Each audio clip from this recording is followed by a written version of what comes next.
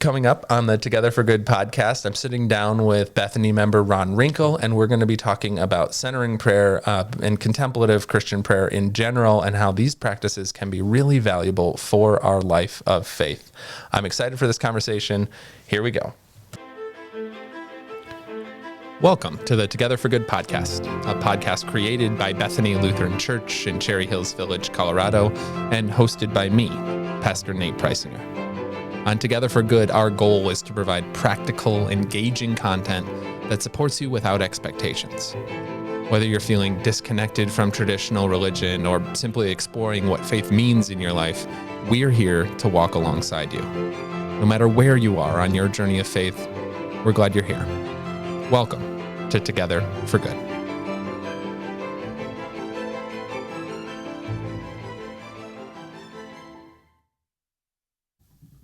Okay, so I'm in the podcast studio here with Ron Rinkle. And Ron, you and I have connected on this practice of centering prayer kind of at the very close to the beginning of your time at Bethany, I feel like it was. And I know that this has been a part of your life and really important, these contemplative practices. And I would love for you to just maybe give us some details about how this kind of first became a part of your life. Because I'm guessing that you didn't grow up in Sunday school practicing contemplative prayer. No, you're right. Clearly, while it's something that has been of interest to me my whole adult life, I think since I've been here at Bethany, it's really taken on a higher degree of importance. For me, one of the things this is my old business thinking coming to the fore, that I always try to sit down and think, well, where are we going? What am I trying to do with this thing? As important as it is. It's kind of strategic thinking in this sense that let's think about the objective and then we can go on to explain things. And there's three things that stand out for me as I think about contemplative prayer. Oh, great. All right. One is self. Two is time. And the third is love. And the first one, I'll talk a little bit more about the self because I think it's so powerful. Yeah. The soul, in my experience, evolves not by addition, but by subtraction. It is not a matter of finding or acquiring anything, but by letting everything extraneous fall away.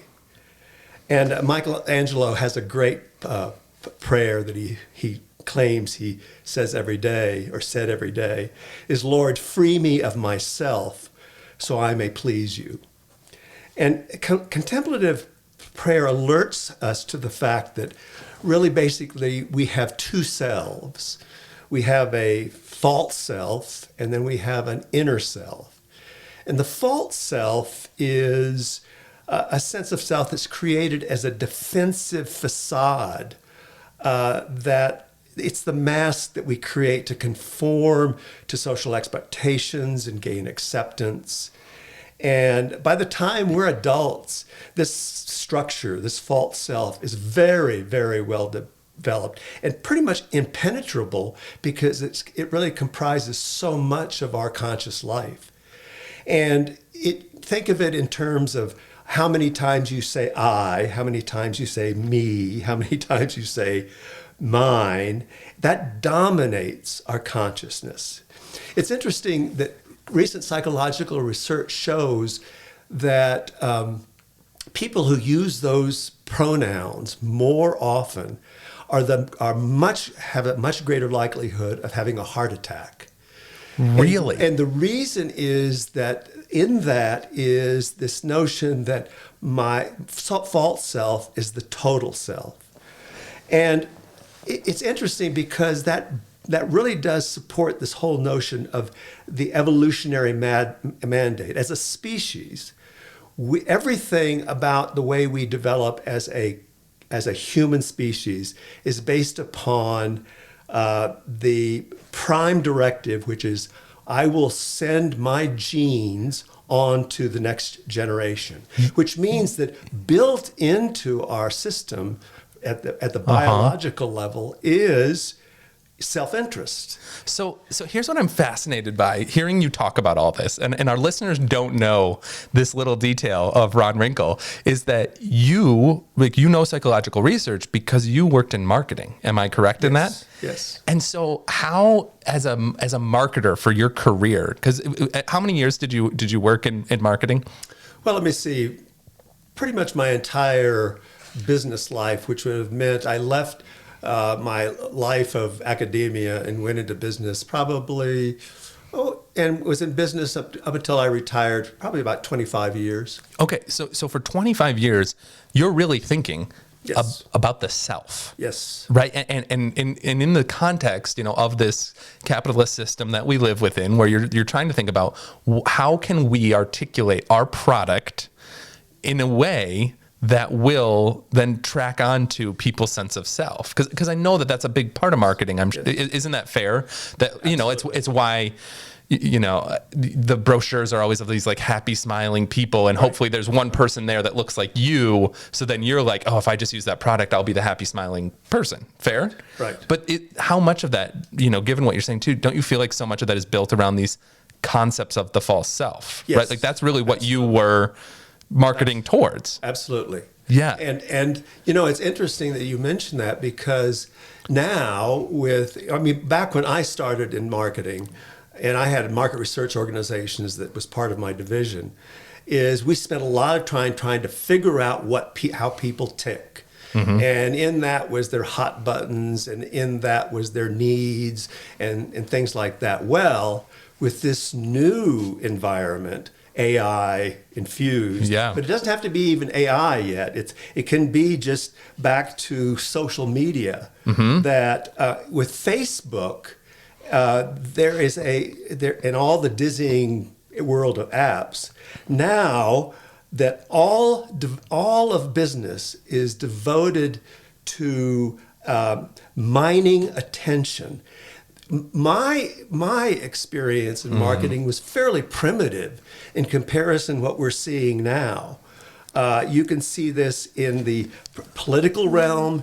You can see this in the product realm, and it is it's extremely powerful. Well, and they talk about the attention economy. Is that kind of what you're talking about, the right? Attention economy. They want your eyeballs, because then that's people make a good living on apps like YouTube or TikTok, where they just, if you can get enough attention on your channel, then they can put ads on your channel, and then you get paid, and it all is this like crazy system of, they just want your attention. And the worst thing that can happen is for you to turn your attention somewhere else. Right. That's why they developed this whole infinite scrolling, and so that you never have to click a new page. It just keeps coming at you and funneling into your brain, which is so detrimental, I'm sure, for our well-being, but that might be a topic for another podcast.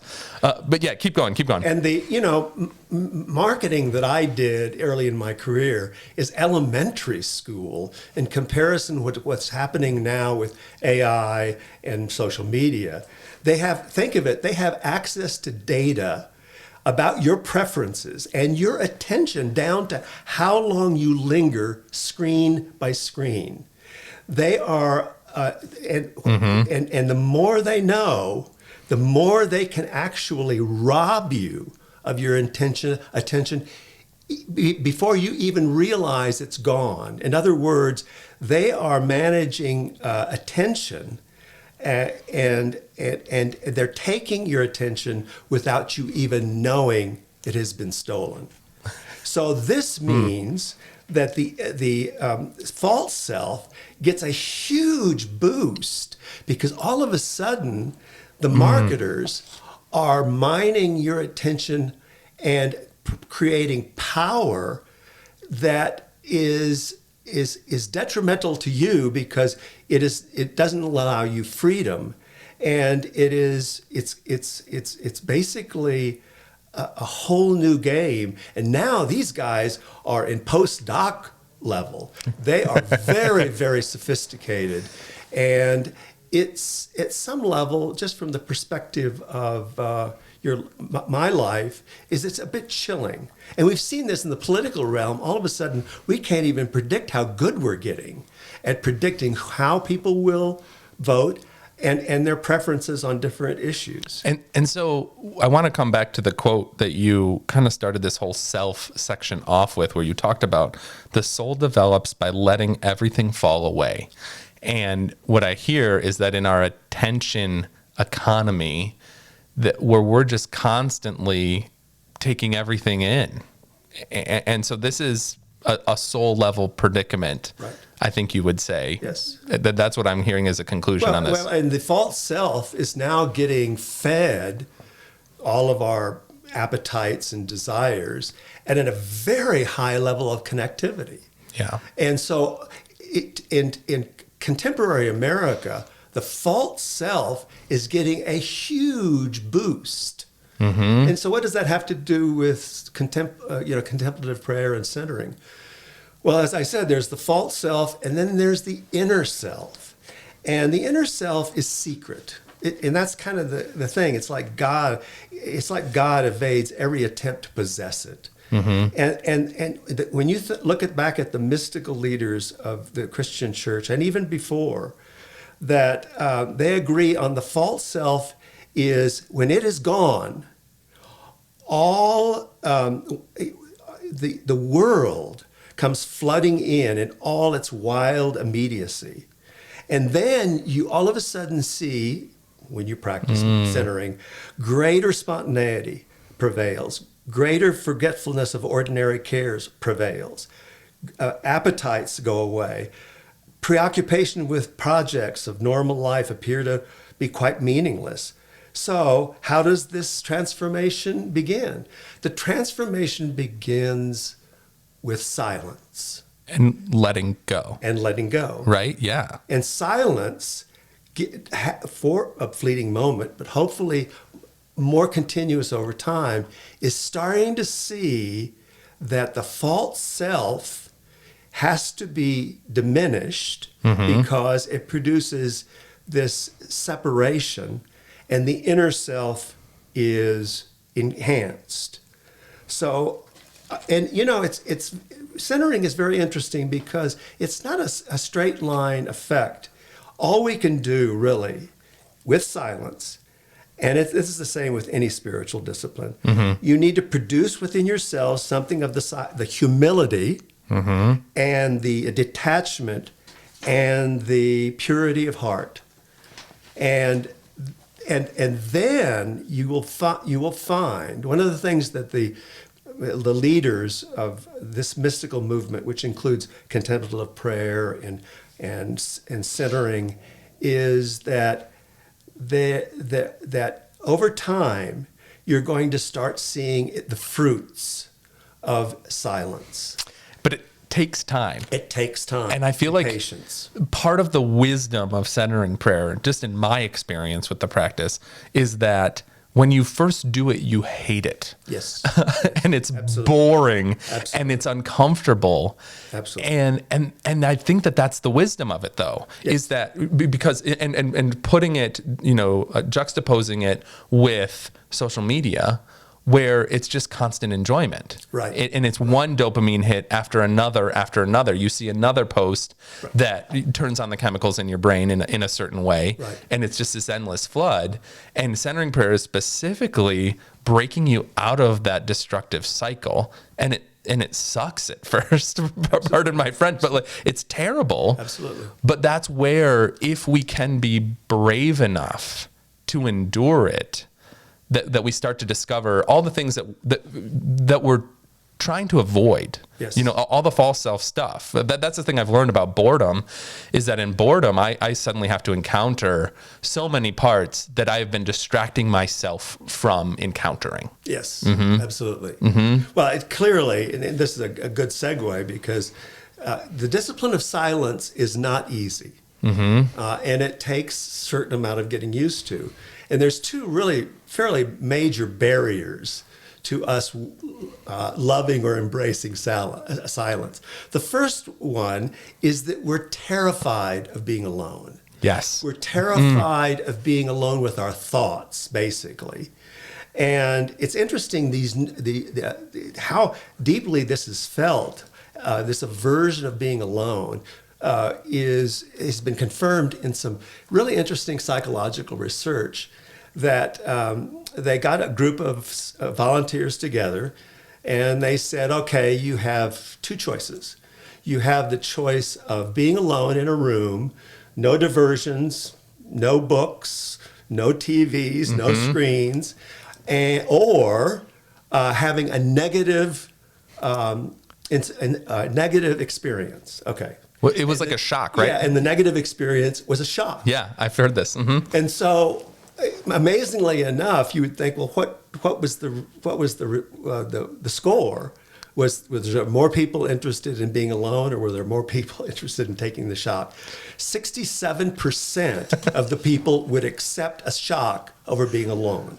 So these researchers were asking themselves, we know people hate to be alone, that we know they hate to be experiencing silence, but let's find out just exactly how much they hate it. And the answer is a lot.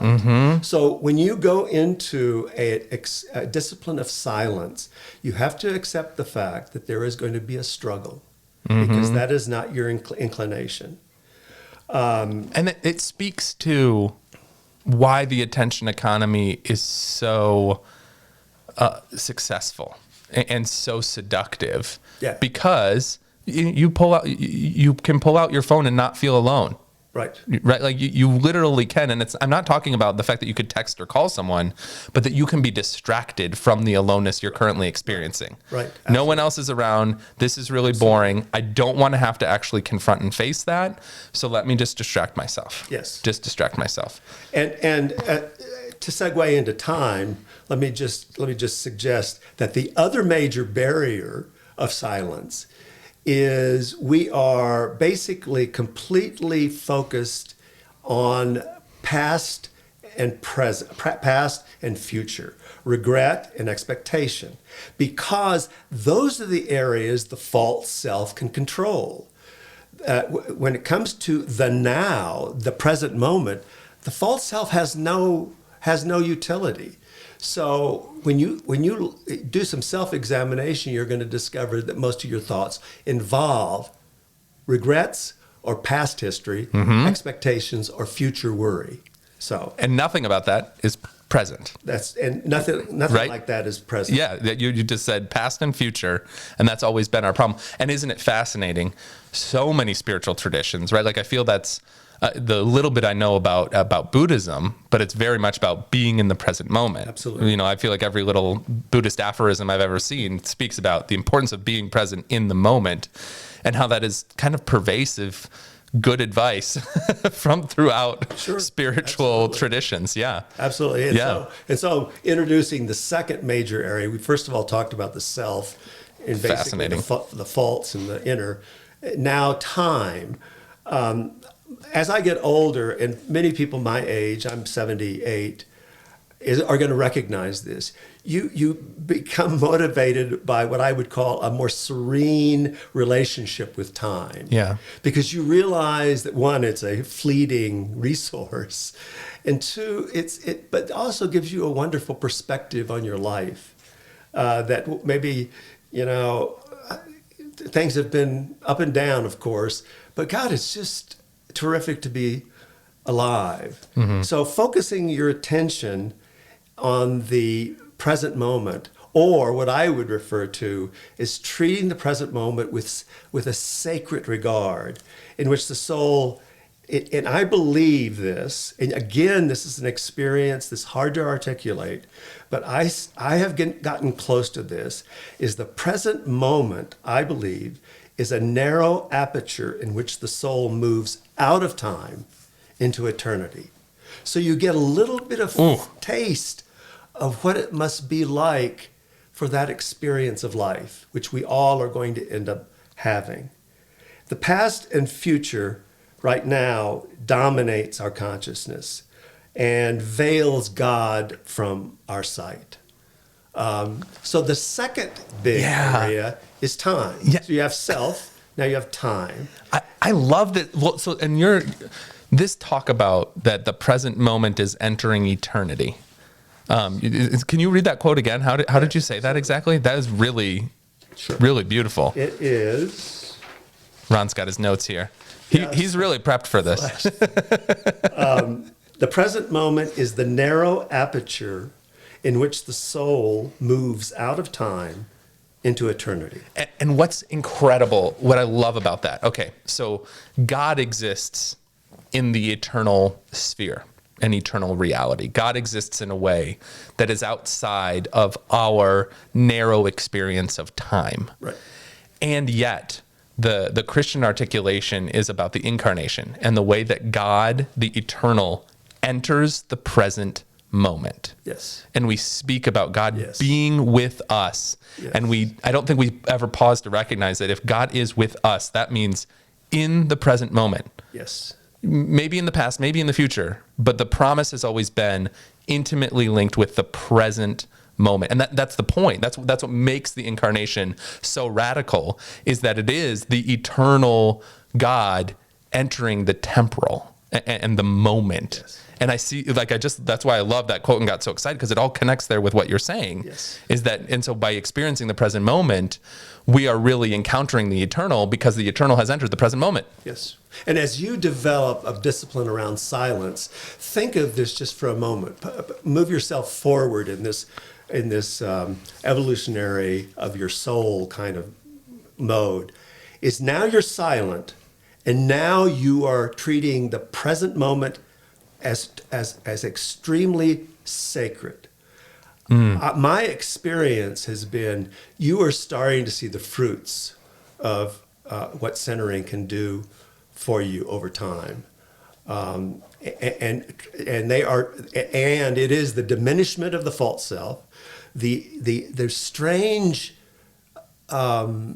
appearance of the inner self, very, very subtle, and then this notion of the feeling that it's all coming together. So there's a certain complementarity between the false self, the inner self, and time as a present moment discipline. Yeah. And then finally, and I think this is where it pulls together, because many people have approached me and says, Ron, where does liturgy and where does the sacraments and where does the Bible enter into this formula? Yeah. Are you just off and running in some sort of a solitary Good religious critique. experience? Yeah. But when you think about it, you certainly have the false self is being diminished. Time gets refocused around the present moment. But the third piece, and it's the piece that I think we all recognize as our discipline as Christians, is love is infallible. It is the only thing that is. It has no error except in maybe in the want of it. Love never fails. And that's the message that Christ brings to us over and over again in the sacraments, in the liturgy, in the Bible. And there's something more that happens in the I don't know, the aha experience as you start putting all this together. Love often feels like we're glimpsing the hidden structure of the world. It's and every moment seems to observe a hidden logic. Everything makes sense. Life becomes a shining web of correspondences. This is all what love is doing. But remember, when we went back to the false self and we wanted to move the inner self more into the center of our consciousness, love is forgetting who we are. And that is critically important in the whole, as you know, Pastor Nate, in terms of the world that we're in. God is love, and I'll tell you, and this is again an experience of getting deeper into my faith because of centering. God of my understanding is baffled by what isn't love. And the vastness of the world is only bearable through love. When I look at those pictures of the new Webb space telescope, I go, oh, this is too much. But love is the warming, moderating, embracing aid as the traveler. And so, I mean, I want to come back to and kind of connect some of these points where you were talking about the present moment. You come to experience the present moment as extremely sacred. And that you were saying that as you were discussing time, and we're kind of, that tracks, like, if the present moment is also sort of this glimpsing of the eternal, as we've been talking about, then it makes sense that you would start to experience it as sacred. And I'm sure where you're about to go with this too, and it's certainly my experience, when you deeply practice centering prayer, there does seem to eventually be this moment where it's an experience of love that you can't really articulate or understand, but that all fits with a connection with the eternal, of feeling the sacredness of the present moment, that they're just sort of, when you boil it all down to its simplest parts, the underlying foundation is love. Yes. And that's where you get absolutely, to. Absolutely. Yeah. And there really is a major partnership here between the sacraments, the liturgy, the Bible, and the centering combines to sharpen our commitment to the primacy of love. I've always been of the mind, it sounds a little bit like we are taking charge of our spiritual life, but in fact, at some level, maybe that's true, but I've always been of the mind that grace requires some cooperation. And one of the things that centering does is it's a profound joining of energies to the divine. And I think it was Luther that said, cheap grace, and cheap grace for me was this kind of notion that we just sort of sit back and passively wait for the good things of life to come our way. Yeah. I think we need to exercise our, let's just talk about humility, because we're at one point we need to exercise our humility muscles, right? Mm-hmm. And because it's not going to come naturally for us with the power of the false self, and particularly as the power of this false self gets this huge infusion by social media, this huge infusion of energy, and the foreign elements inside about how I tick. So you really need to participate in the spiritual growth. And that's, for me, been the biggest thing for me to learn.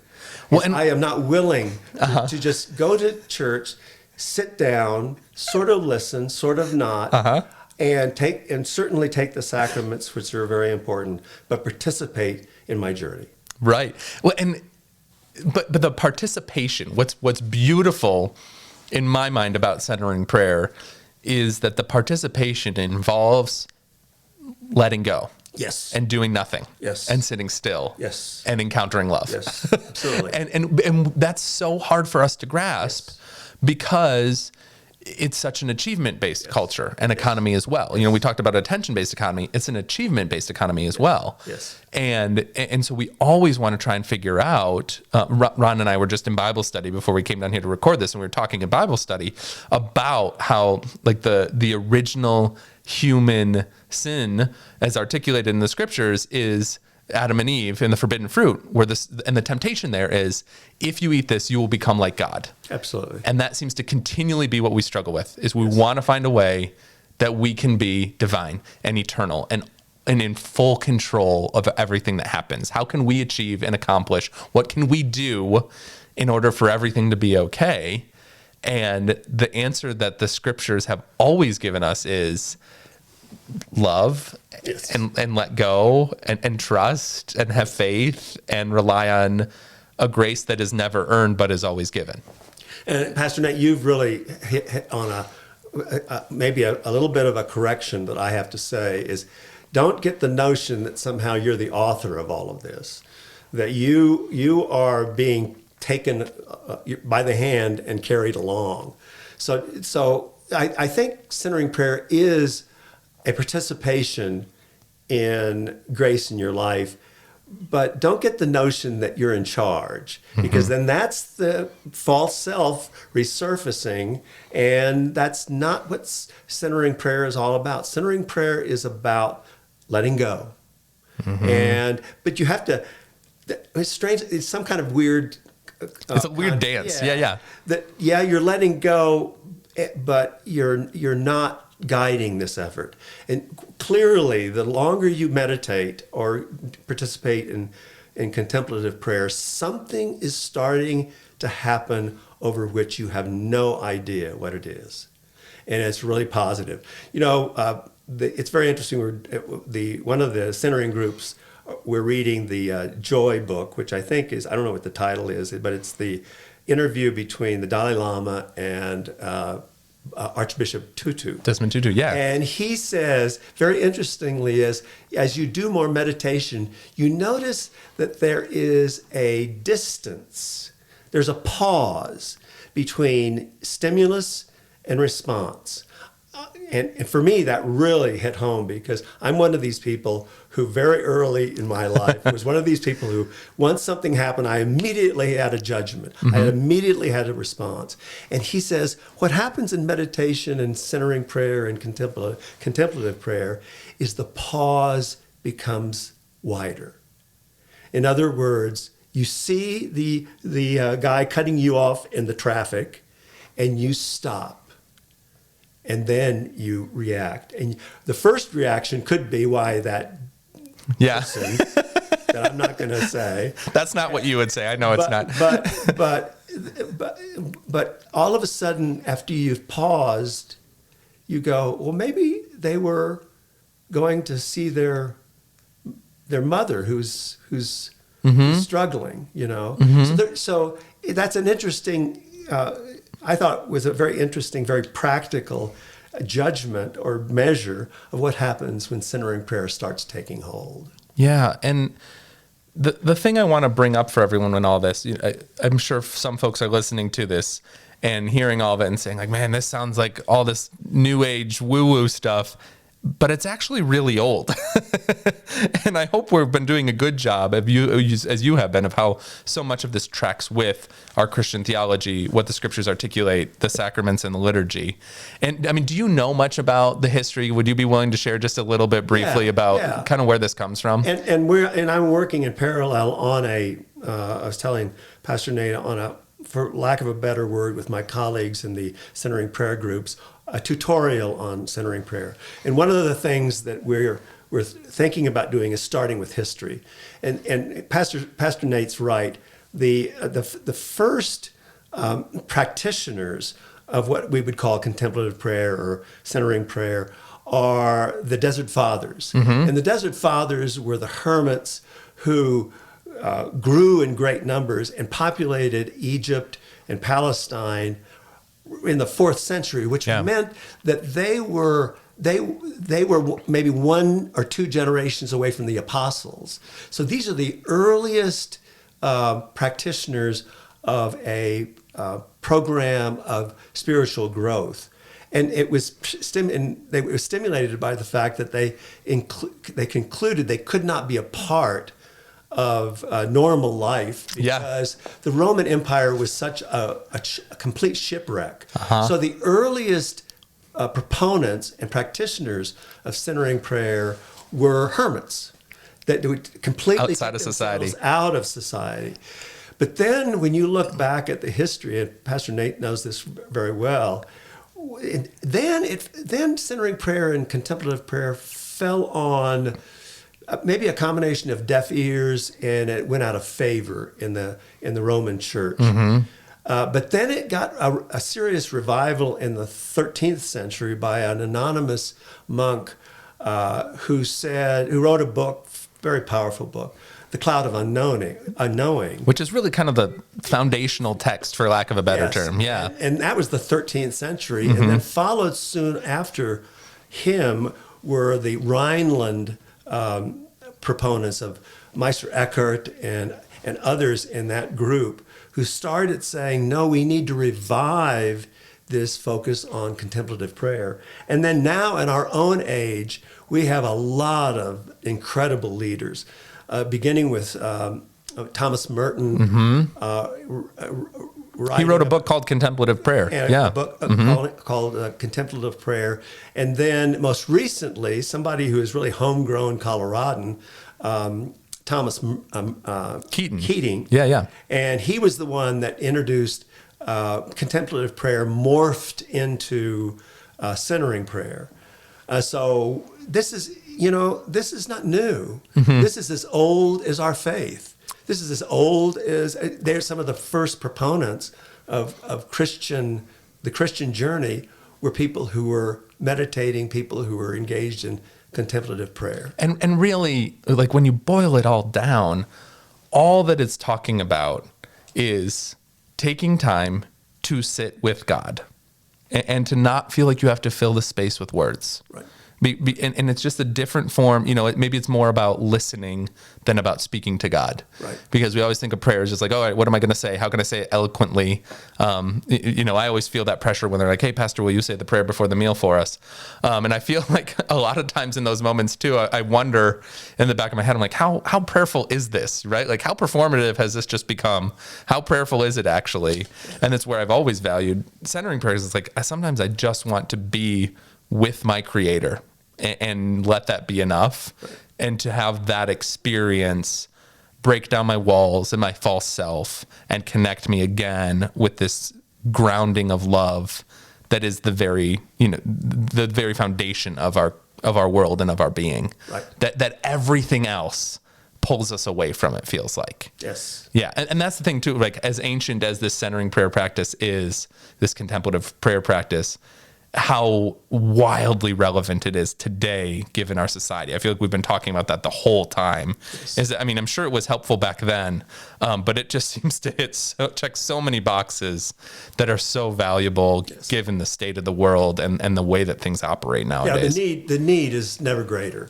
And there is probably a certain amount of urgency, too, because AI, which is the enhanced version of all of our social media programs, is going to take us farther and farther afield. And we, if anything, we don't need that. That's the wrong direction. So you're right. There's a certain amount of urgency about this. Mm-hmm. Well, I appreciate so much how much effort you put into this. You clearly did a lot of work and research to get your thoughts in order. And this was just so such a beautiful conversation and so valuable. I really hope our listeners appreciated it too. There are centering prayer groups at Bethany. I'm sure you could also, if you're not in the Denver area, just Google centering prayer, and there are probably churches nearby who are holding these groups. And you can feel free to just kind of continue to investigate. The basic premise of it is sit still with your eyes closed for 20 minutes. And that's kind of it. Yes. And continually let go and try and sink into this heartbeat of love that is the very presence of God with us in the sacred moment. Yes, absolutely. Well, Ron, thank you so much for being a part of it. Listeners, thank you for listening. Stay in peace, everyone.